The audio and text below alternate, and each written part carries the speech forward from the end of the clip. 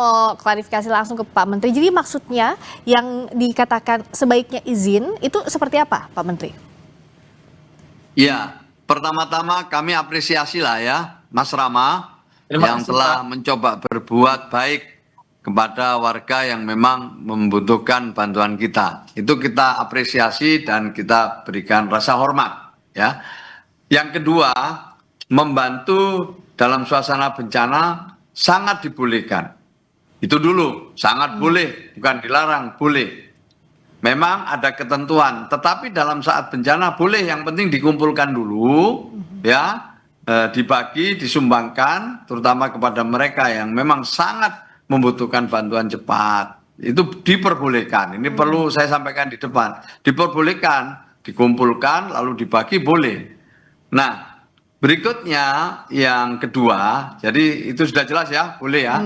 Tetapi setiap pengumpulan dana dari masyarakat itu memang ketentuannya harus dipertanggungjawabkan.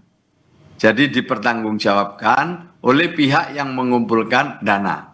Ya. Dalam aturan yang ada itu seharusnya ya diawali dengan mengajukan perizinan melalui yayasan ya atau melalui lembaga-lembaga yang berbadan hukum.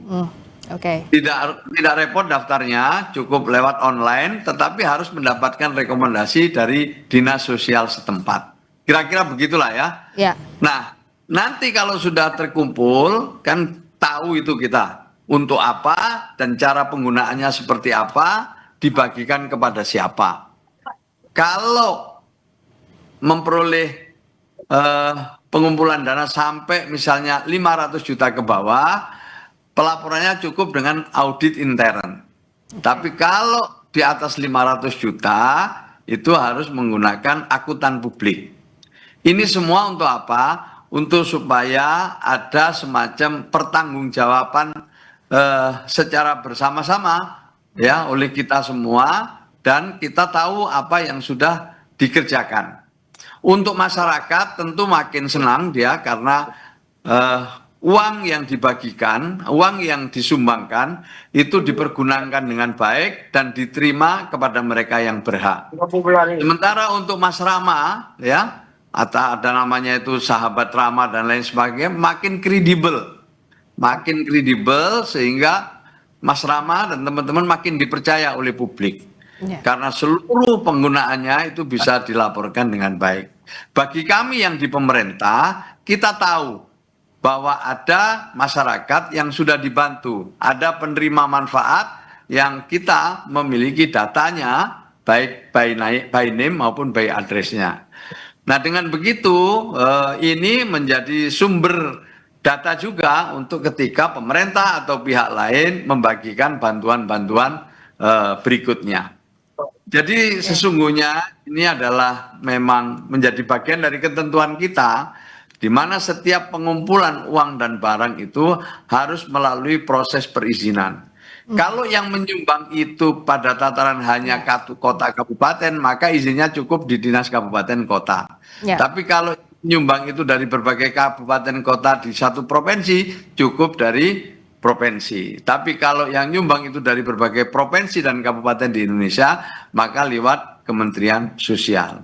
Kementerian Sosial mengeluarkan izin dan setelah itu Kementerian Sosial hanya ingin mendapatkan laporan tentang apa yang sudah dilakukan oleh pihak yang meminta izin untuk diketahui ya siapa saja yang telah menyumbang, siapa saja yang telah memberikan donasinya, kemudian diperuntukkan untuk apa? Ya, Pak Menteri. Ya, ini semata-mata sekali lagi ya, ini untuk akuntabilitas. Yang kedua untuk meningkatkan kredibilitas bagi pihak yang mengumpulkan dana. Selebihnya silakan. Yang menentukan adalah Mas Rama sendiri mau digunakan untuk apa, siapa penerima manfaatnya, seterusnya mudah-mudahan nanti kita juga bisa sinergikan dengan data-data yang juga kita miliki. Ya, Pak Menteri, saya mau tanya dulu, karena ini kan sifatnya izin, ini memang untuk keamanan bagi pemberi donasi kami juga pasti akan lebih tenang karena tahu uangnya disalurkan kemana